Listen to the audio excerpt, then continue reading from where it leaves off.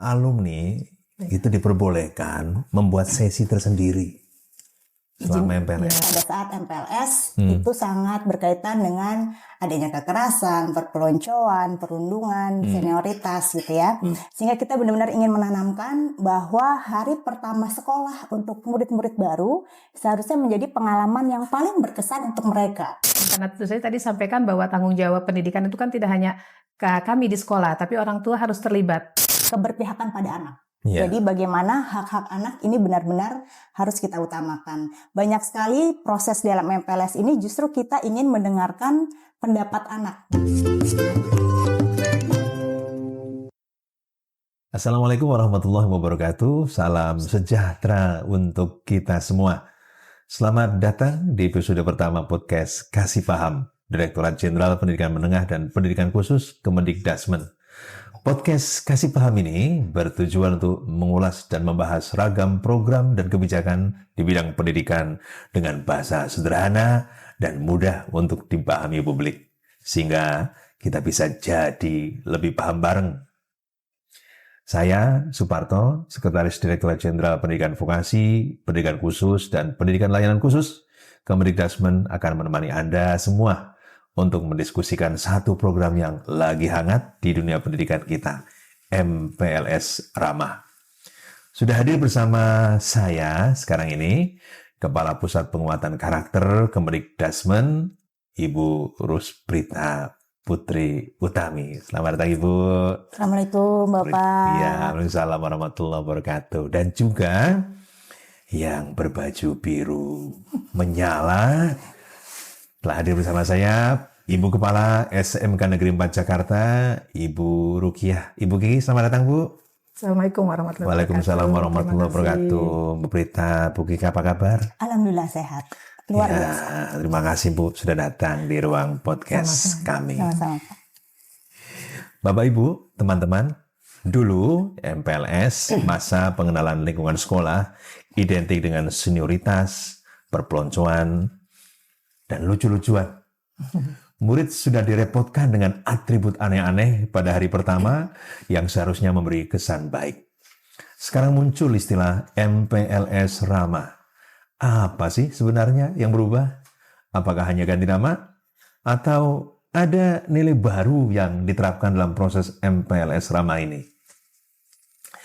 Oleh karena itu saya ingin bertanya nih untuk Ibu Prita. Saya ingin mendengar terlebih dahulu dari Bu Prita, Kemendikbudrismen telah menerapkan aturan baru MPLS Ramah tahun ini. Ya. Mengapa pemerintah merasa perlu menghadirkan konsep MPLS Ramah? Apa yang berubah dari MPLS sebelumnya? Ya. Baik, terima kasih Pak Parto. Yeah. Memang MPLS Ramah ini lahir di tahun 2026 dengan terbitnya Permendikbudrismen nomor 12 tahun 2026 tentang MPLS. Nah, MPLS Ramah ini sendiri sebenarnya ingin menunjukkan komitmen kementerian untuk bisa mewujudkan budaya sekolah aman dan nyaman sejak hari pertama sekolah, yaitu pada saat MPLS. Dan ini tadi juga sejalan yang tadi Bapak sudah sampaikan, kita juga ingin menghapus stigma bahwa pada saat MPLS itu sangat berkaitan dengan adanya kekerasan, perpeloncoan, perundungan, senioritas gitu ya.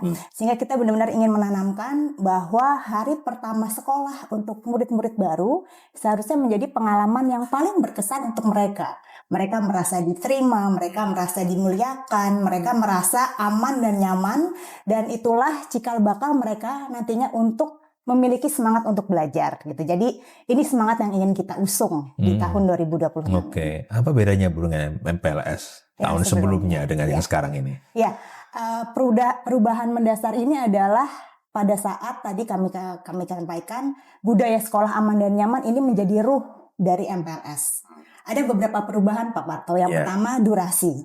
Sebelumnya MPLS sebelumnya itu dilaksanakan selama 3 hari. Okay. Nah ini kita perpanjang menjadi 5 hari. Mengapa ada penambahan durasi? Karena semangat dari MPLS Ramah ini tidak hanya memberi kesempatan anak-anak baru mengenal sekolah barunya, tapi justru juga yang tidak kalah penting, sekolah mengenal anak-anak yang baru masuk. Okay. Karena dengan sekolah memahami individu per individu, sekolah kemudian paham apa yang harus disediakan, pendampingan, perencanaan pembelajaran, evaluasi nanti akan seperti apa. Ya. Kemudian perubahan yang kedua, adanya pengaturan terkait materi apa yang harus masuk ke dalam MPLS. Di dalam Permendikdasmen ini kita bagi menjadi 2 klasifikasi. Ya. Yang pertama adanya materi utama dan juga materi pilihan. Nah, materi utama ini paling sedikit memuat substansi terkait gerakan 7 kebiasaan anak Indonesia hebat, pertemuan pagi ceria, kemudian juga ada 5S, senyum, salam, sapa, dan juga sopan santun. Dan yang keempat adalah bijak bermedia sosial, dan ini sangat berkaitan dengan literasi digital yang sangat relevan juga dengan isu saat ini. Nah, untuk tahun 2026 ini kita nambah 2 materi utama nih Pak Parto. Dan ini arahan dari Bapak Presiden. Yang pertama adalah gerakan ASRI, aman, sehat, resik, dan indah, dan juga gerakan rukun sama teman. Nah, ini juga ingin menjawab beberapa isu seperti bullying yang juga kerap marak di dunia pendidikan. Nah, sedangkan kalau untuk materi pilihan, ini sebenarnya kita berikan kebebasan sekolah untuk memilih materi yang memang sesuai dengan kekhasan sekolah dan juga kebutuhan sekolah. Misalnya sekolah merasa, oh sepertinya isu nafsa perlu kita angkat. Atau misalnya isu tentang kecanduan gawai, atau misalnya bagaimana pencegahan supaya anak-anak kita tidak terjerat pinjol atau judol gitu ya. Dan yang ketiga, perubahan yang cukup mendasar adalah pelibatan orang tua. Jadi pelibatan orang tua ini bahkan dilakukan sejak pra MPLS, Pak. Jadi ada kewajiban sekolah untuk melakukan sosialisasi kepada orang tua murid dan juga wali. Dan sosialisasi ini tidak hanya memberikan penjelasan tujuan dari MPLS itu apa, jadwalnya seperti apa, nanti anak-anak Bapak Ibu akan mengikuti apa saja aktivitas, tapi yang tidak kalah penting adalah juga pemberian informasi apa saja tanggung jawab orang tua dalam pendampingan proses pendidikan putra-putrinya. Harapannya apa? Sebenarnya kita ingin sekali semua orang tua di Indonesia ini memiliki pola asuh yang selaras dengan nilai-nilai yang diajarkan di sekolah gitu. Jadi jangan sampai Bapak Ibu guru sudah mengajarkan nilai-nilai kebaikan, tapi ternyata pola asuh di rumah justru kontradiksi gitu ya. Jadi ini juga menjadi salah satu yang ingin kita kedepankan, bagaimana orang tua benar-benar hadir membersamai proses pendidikan putra-putrinya. Komprehensif sekali Bu Prita. Nah, Bu Kiki, terkait dengan persiapan MPLS yang memang melampaui beberapa tahap, pra MPLS, selama MPLS berlangsung, lalu ada materi wajib, ada materi tambahan, lalu pelibatan orang tua, masyarakat, yang memang menguatkan trimatra pendidikan, sekolah, masyarakat, keluarga, menjadi satu kesatuan ketika kita bicara MPLS. Bagaimana Ibu menyikapi kebijakan Kementerian Pendidikan Dasar Menengah terkait MPLS Ramah ini yang sudah disiapkan Ibu? Ya, baik, terima kasih Pak Parto. Izin menyampaikan bahwa kami dari pihak sekolah menyambut baik tentang kebijakan dari pemerintah mengenai MPLS Ramah tahun 2026 ini. Kenapa kami menyambut baik? Karena MPLS Ramah ini lebih menekankan kepada pembangunan karakter siswa kita, di mana tadi sudah disampaikan oleh Ibu bahwa banyak materi-materi, di situ ada materi utama, ada materi tambahan. Nah, di materi utama itu sangat concern dengan pengembangan karakter anak tadi. Kemudian MPLS juga kan ditujukan agar anak itu merasa nyaman di sekolah. Bagaimana nanti kami memperlakukan anak-anak kami yang baru datang itu merasa bahwa sekolah menjadi rumah kedua bagi mereka. Bagaimana menciptakan rasa aman dan rasa nyaman. Nah, tadi terkait dengan pengembangan pendidikan karakter, tadi ada misalnya gerakan 7 kebiasaan anak Indonesia hebat, pagi ceria, kemudian gerakan sekolah asri dan lain sebagainya.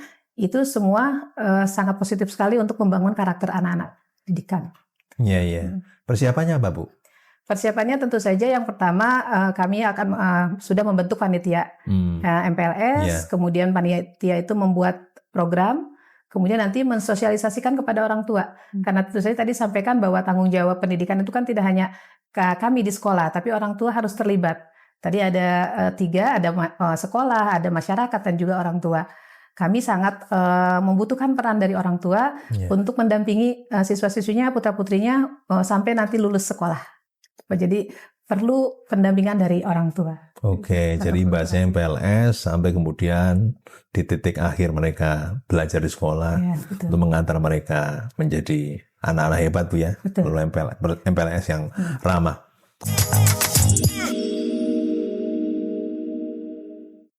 Dari penjelasan tadi, kita banyak diberi pemahaman tentang pertama kebijakan dan yang kedua adalah persiapan di satuan pendidikan di SMK 4 Bu Kiki.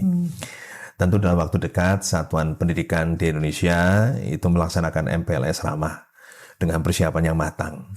Dan masing-masing daerah memiliki jadwal yang berbeda-beda, ya kan Bu? Nah, kembali ke Bu Prita. Apa sih Bu prinsip-prinsip MPLS ramah yang akan dilaksanakan pada tahun ini? Iya, terima kasih Pak. Bicara tentang prinsip, memang kita menginduknya ke budaya sekolah aman dan nyaman. Karena memang ruh dari MPLS ramah adalah budaya sekolah aman dan nyaman. Ada beberapa, yang pertama tentu humanis Pak. Jadi humanis ini bagaimana memang kita benar-benar memuliakan anak, terutama anak baru. Bagaimana mereka memang bisa mendapatkan haknya untuk bisa belajar secara optimal, bahkan sejak hari pertama. Dengan cara apa? Ya dengan cara tadi ya, kita benar-benar menerima, tidak ada diskriminasi apapun latar belakang siswa baru dan lain-lain. Kemudian yang kedua adalah partisipatif. Artinya sekolah tidak bisa bergerak sendiri, tapi juga harus tadi melibatkan orang tua. Sekolah dalam hal ini tadi Ibu Kiki sudah sampaikan sudah membentuk panitia. Tapi keberhasilan dari MPLS dan kelanjutannya tentu perlu pelibatan pihak lain yang tidak kalah penting. Justru yang paling penting adalah keluarga. Dalam hal ini orang tua dan juga wali murid. Kemudian yang lainnya tentu saja prinsip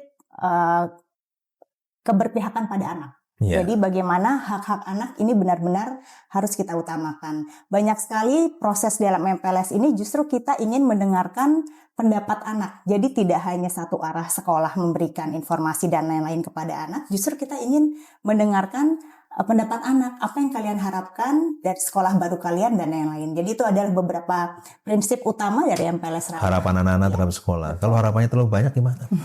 Itu bisa didiskusikan. Bingung kepala sekolah ya. Tapi sebenarnya dengan seperti itu ingin menumbuhkan rasa kepemilikan. Jadi anak-anak merasa dilibatkan. Misalnya mulai dari pembahasan kesepakatan kelas. Apa yang kalian harapkan nih di kesepakatan kelas? Nilai-nilai apa sih yang kita ingin pegang bersama? Jika ada yang melanggar, apa ya kira-kira yang harus konsekuensi yang harus ditanggung dan lain-lain. Jadi dari awal sudah disosialisasikan kebijakan-kebijakan sekolah. Betul. Dan MPLS ramah ini merupakan kelanjutan dari budaya sekolah aman dan nyaman. Justru menjadi ruhnya Pak. Bisa Ibu jelaskan aman dan nyaman Bu di sekolah? Aman dan nyaman itu sebenarnya ada 4 aspek Pak. Pertama, aman dan nyaman dalam konteks pemenuhan hak spiritual. Bagaimana kita ingin memastikan setiap anak apapun latar belakang agama, kepercayaan dan keyakinan memperoleh hak untuk bisa misalnya menjalankan ibadah. Tapi juga sekaligus proses pembelajaran itu menumbuhkan toleransi dengan berbagai latar belakang agama. Kemudian konteks keamanan fisik. Jadi bagaimana sarana prasarana di sekolah harus benar-benar memastikan keamanan anak. Terutama kita berbicara tentang misalnya akomodasi yang layak untuk adik-adik dengan disabilitas. Kemudian yang ketiga adalah aspek emosional, dalam hal ini psikologis. Bagaimana memang interaksi yang terbangun dalam kehidupan sehari-hari di sekolah ini harus dipastikan memiliki interaksi yang positif, interaksi yang sehat, saling menghormati. Dan yang keempat yang gak kalah penting dengan dunia digital saat ini adalah keamanan digital. Karena kalau kita bicara proses pembelajaran saat ini, prosesnya tidak hanya konvensional di pembelajaran di kelas, tapi juga memungkinkan untuk dilakukan misalnya via daring, platform digital dan lain-lain, sehingga keamanan digital ini juga menjadi salah satu aspek dari budaya sekolah aman dan nyaman. Keamanan digital. Ya, betul Pak. Bu Kiki, punya pengalaman apa nih Bu terkait dengan keamanan digital bagi anak-anak ini? Pengalaman atau mungkin yang kami terapkan ya Pak ya? Iya, yang diterapkan. Kami di SMK 4 ini menerapkan pembatasan penggunaan gawai di kelas. Jadi ketika anak belajar di kelas atau di bengkel, kami menyebutkan bengkel karena kami dari SMK Teknik ya Pak, masing-masing ada bengkel. Ketika anak belajar di kelas atau belajar di bengkel, mereka harus menyimpan gawai mereka. Jadi kami sediakan kotak. Jadi disimpan di kotak itu, kemudian anak belajar. Tapi ketika memang ada pelajaran yang memang membutuhkan, itu ya gurunya mengizinkan untuk anak mengambil atau menggunakan gawai itu. Jadi di lingkungan sekolah itu zero gadget. Betul. Oke, agar fokus belajar. Coba Bu, Bisa jelaskan lebih jauh nggak Bu? Apa perbedaannya MPLS tahun lalu Ya. dengan MPLS tahun sekarang? Menurut perspektif Ibu sebagai kepala sekolah. Tadi seperti yang saya jelaskan di awal, yang sekarang ini betul-betul lebih menekankan kepada pembangunan karakter. Kemudian tadi ada tambahan lagi materi baru, yaitu tentang ASRI sama yang gerakan rukun sama teman. Nah itu kan baru tahun ini Pak. Kalau yang tahun sebelumnya mungkin belum digaungkan, tapi tahun ini ada gerakan rukun sama teman. Itu untuk meminimalisir bullying. Ya, jadi apalagi kami anak-anak remaja yang kami didik, ya. Jadi bagaimana agar mereka itu tidak ada yang mungkin disebut bullying atau perpeloncoan dan lain sebagainya. Jadi kami sangat senang dengan perubahan dari aturan ini. Kalau di SMK Negeri 4 Bu, materi tambahannya apa? Nah, karena kami ini teknik, SMK kejuruan ya Pak ya. Materi tambahannya ini adalah yang pertama, karena anak-anak kami adalah sudah tadi agak remaja, ada tentang nafsa, ya, kemudian perilaku remaja. Jadi kami juga untuk pematerinya, selain dari internal sekolah, kami juga mengundang dari instansi terkait. Misalnya untuk nafsa tadi kami mengundang puskesmas untuk memberikan informasi terkait obat-obatan terlarang dan lain sebagainya, juga bekerjasama dengan polsek setempat. Kemudian terkait perilaku remaja, kami juga mengundang dari psikolog, ya, dan lain-lain. Itu untuk materi tambahan yang kami siapkan untuk SMK. Jadi pelibatan semesta Bu ya. Betul. Nah, itu istilahnya. Tadi kan Pak ada orang tua, sekolah, orang tua, masyarakat dari beberapa kelompok profesional ya untuk memberikan pencerahan bagi anak-anak. Karena murid kami ini ABG ya. ABG. Memang perlu ditambah satu pilar Pak. Jadi kalau bicara ekosistem pendidikan, saat ini kita sebutnya sebagai catur pusat pendidikan. Jadi ada satu tambahan yaitu media. Jadi kita jangan sampai melupakan media, karena sebenarnya media ini juga jadi pilar yang sangat powerful juga untuk kita gunakan dalam proses pendidikan. Iya. Oke, terima kasih. Oke.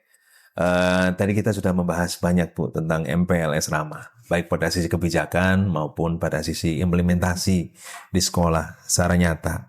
Ini ada beberapa pernyataan yang perlu konfirmasi nih ke Bu Prita dan Bu Kiki. Ke Bu Prita dulu. Ada pernyataan begini, benar atau tidak nanti Bu Prita bisa memberikan pencerahan. Pertama, sekolah boleh melaksanakan MPLS selama 1 hari, boleh 2 hari, boleh 3, 4, atau 5 hari. Bener nggak nih Bu? Suka-suka sekolah dah. Ya, jadi Bapak Ibu mohon dibaca lagi Permendikdasmen 12/2026 karena di sana sudah diatur secara eksplisit pelaksanaan MPLS Ramah itu 5 hari. 5 hari. 5 hari. Tapi memang bisa disesuaikan untuk sekolah-sekolah tertentu. Misalnya sekolah yang sistem berasrama atau sekolah luar biasa atau sekolah yang memang mengampu pendidikan layanan khusus. Gitu. Itu dimungkinkan untuk ada misalnya penambahan durasi. Tapi untuk sekolah umum itu pelaksanaannya harus 5 hari. Kenapa 5 hari? Sekali lagi kita ingin beri kesempatan bagi sekolah untuk lebih mengenal murid-murid baru. Walaupun memang tiap jenjang durasinya berbeda-beda Pak. Jadi untuk PAUD 5 hari, tapi setiap hari hanya 2 jam. Kalau SD 3 jam, SMP 4 jam, SMA SMK 5 jam. Jadi memang disesuaikan juga dengan tahap perkembangan usia anak. 5 hari itu minimum ya, boleh lebih ya? Untuk yang tertentu tadi. Yang tertentu. Asrama, sekolah luar biasa dan pendidikan layanan khusus. Baik, ada lagi nih Bu Prita. Sekolah boleh menyusun sendiri rencana kegiatan. Oh ya, betul sekali. Oh betul ya. Betul. Jadi kita di Kemendikdasmen Pak Parto kita sebenarnya sudah menyiapkan buku rujukan kegiatan, mulai dari PAUD, SD, SMP, SMA, SMK, bahkan untuk SLB, jenis disabilitas netra, grahita, daksa, dan juga rungu. Nah, buku rujukan ini bisa dirujuk, bisa diadopsi 100%, bisa diadaptasi. Jadi benar-benar bisa monggo dipersilahkan kepada Bapak Ibu Kepala Sekolah menggunakan buku tersebut, tapi jika dirasa perlu ada penyesuaian, perlu ada penambahan dan yang lain, dipersilahkan. Tapi yang tetap perlu menjadi perhatian, tetap mengacu pada materi wajib yang diatur dalam Permendikdasmen. Oke, ada lagi nih Bu Prita, bahwa MPLS Ramah itu fokus pada perkenalan guru dan murid.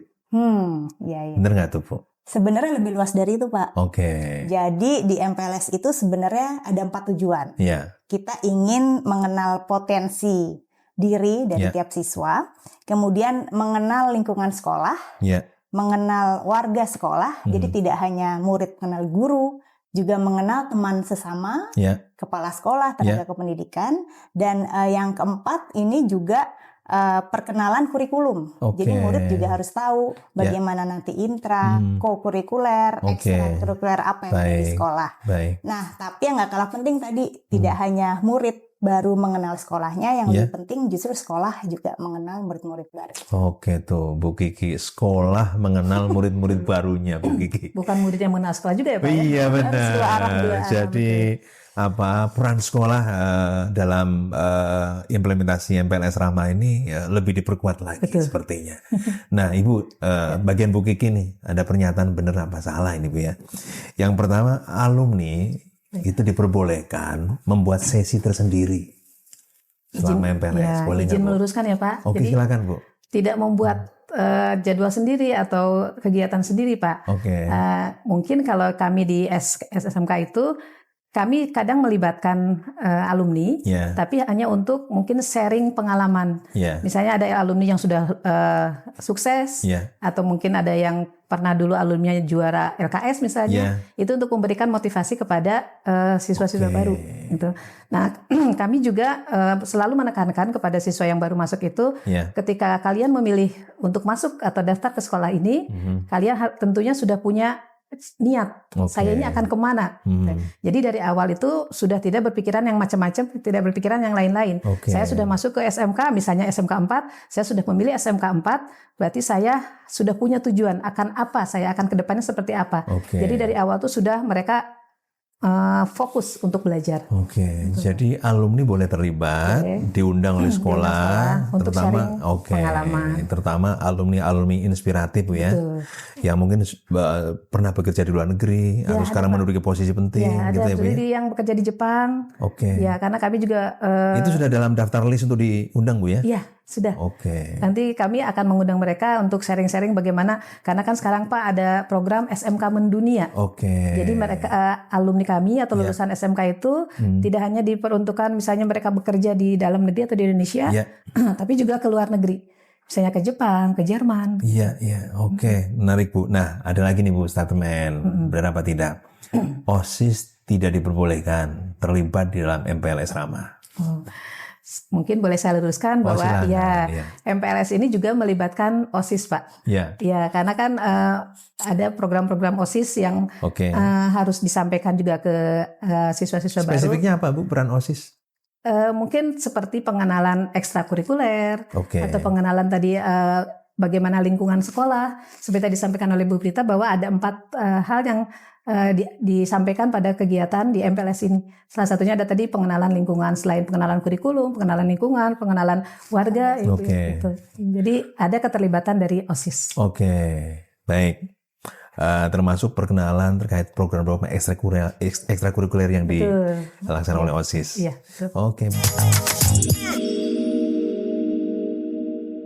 Menarik sekali nih penjelasan Bu Prita dan Bu Kiki terkait dengan kebijakan MPLS Ramah dan juga persiapan-persiapan MPLS Ramah dari pra-MPLS dan juga saat MPLS serta pihak-pihak yang terlibat baik orang tua maupun alumni ya yang merupakan bagian penting ekosistem pendidikan di salah satu satuan pendidikan, dalam ini di SMK Ibu.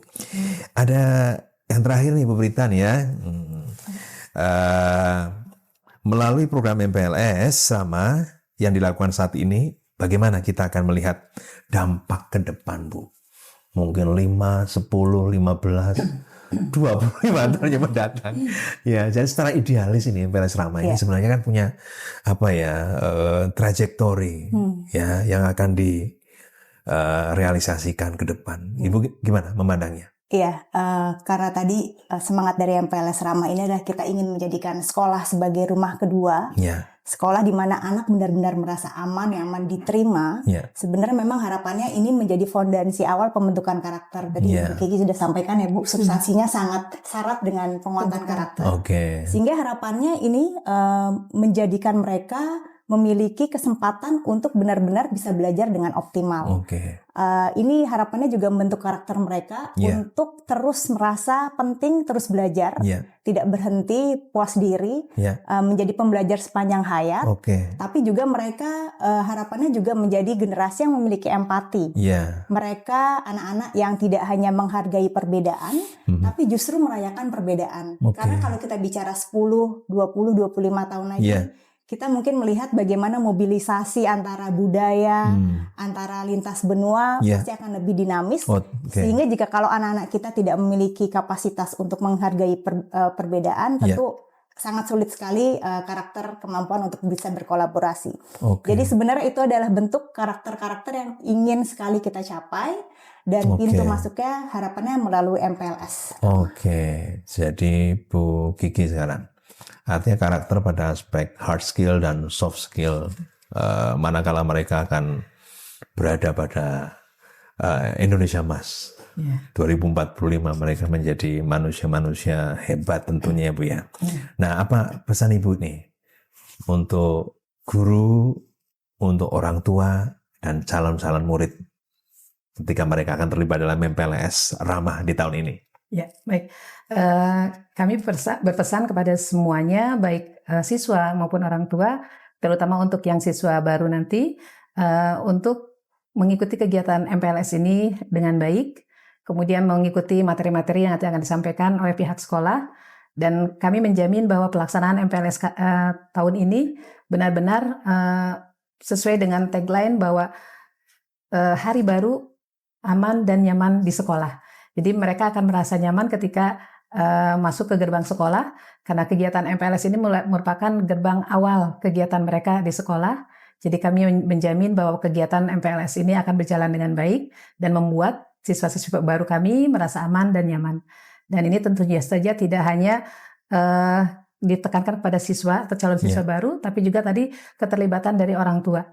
Dan ini orang tua juga sebenarnya tidak hanya mungkin nanti pada saat MPLS, mereka hadir pada saat pra-MPLS, tapi ketika kemarin mereka di SPMB ya Pak, sistem penerimaan murid baru, mereka juga, orang tua juga mengawal ataupun mendampingi anak-anak siswa-siswanya. Mungkin terkait dengan pemilihan jurusan, mungkin orang tua memberikan gambaran kepada anaknya, mungkin ada anak atau siswa yang merasa galau mau pilih jurusan apa gitu. Nah, orang tua mendampingi, orang tua memberikan masukan-masukan, saran-saran selain dari pihak sekolah. Jadi biar anak-anak tidak merasa, aduh saya ini salah ambil jurusan dan lain sebagainya gitu Pak.